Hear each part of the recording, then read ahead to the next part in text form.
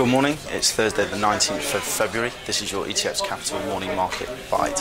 Overnight the Nikkei closed up 65.62 points at 182.64 spot 79, helped by gains mainly in financial and shipping companies, and also supported growing pace of the economy, a weaker yen, so we've seen a fastest growth since late 2013. S&P lost 66 cents, trading down at 20.99 spot 68.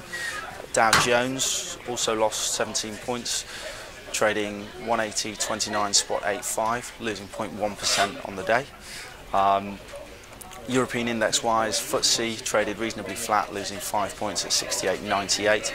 DAX lost 0.6%, trading at 109.61.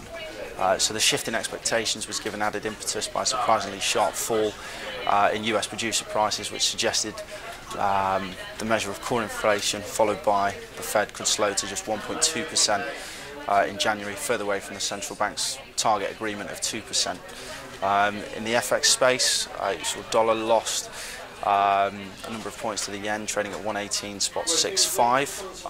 Previously traded higher in the day, 119.26. So we've seen the sell-off there following the Fed minutes releasements later on in the US session.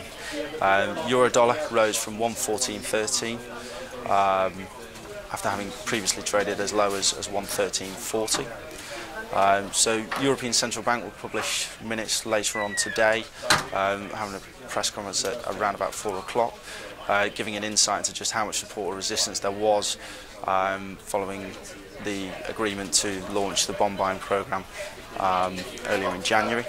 So sentiment also slowed towards the euro, followed by the signs that Greece was asking on Thursday for an extension to its loan agreement, with the Eurozone as it risks running out of cash.